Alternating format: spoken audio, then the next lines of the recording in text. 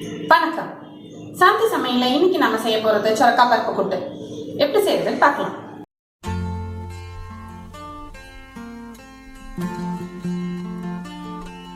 சொரக்காய் பருப்பு கூட்டு செய்யறதுக்கு தேவையான அளவு சொரக்காய் எடுத்துக்கோங்க. 1 டேபிள் ஸ்பூன் குழம்பு மிளகாய் பொடி எடுத்துக்கோங்க. உப்பு தேவையான அளவு எடுத்துக்கோங்க. 2 டேபிள் ஸ்பூன் பாசி பருப்பை ஊற வச்சுக்கோங்க. சின்னதாக ஒரு தக்காளி கட் பண்ணிக்கோங்க. சின்னதாக ஒரு வெங்காயம் கட் பண்ணிக்கோங்க. ஒரு பல் பூண்டு எடுத்துக்கோங்க. ஒரு பச்சை மிளகாய் எடுத்துக்கோங்க. கொஞ்சம் கருவேப்பிலை எடுத்துக்கோங்க. தாளிக்கிறதுக்கு ஒரு வத்தல், கடுகு, உளுத்தம்பருப்பு, ஜீரகம் எடுத்துக்கோங்க. சொரக்காவை தோல் நீக்கி இப்படி குட்டி குட்டியாக கட் பண்ணி வச்சுக்கோங்க. இப்போ கூட்டு செய்யலாம். பாத்திரம் சூடானதும் எண்ணெய் விட்டுக்கோங்க. எண்ணெய் சூடானதும் கடுகு, உளுத்தம்பருப்பு, ஜீரகம் போட்டுக்கோங்க.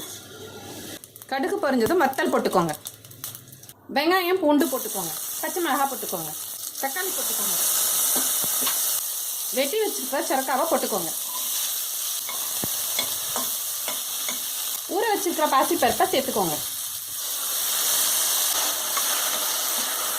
குழம்பு மிளகாய் பொடி சேர்த்துக்கோங்க. தேவையான அளவு உப்பு போட்டுக்கோங்க. கொஞ்சமாக தண்ணி சேர்த்துக்கோங்க. நல்லா கலந்து விட்டுக்கோங்க. குக்கரை மூடி 2 விசில் வச்சு இறக்கிக்கோங்க.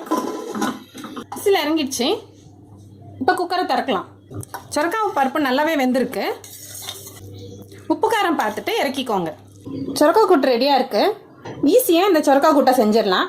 இட்லி தோசையோடு சாப்பிட்றதுக்கும் நல்லாயிருக்கும். சப்பாத்தி பூரி கூட இது நல்லாயிருக்கும்.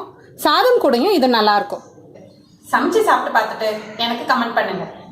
இந்த வீடியோ உங்களுக்கு பிடிச்சிருந்ததுன்னா லைக் பண்ணுங்கள், ஷேர் பண்ணுங்கள், சப்ஸ்கிரைப் பண்ணுங்கள்.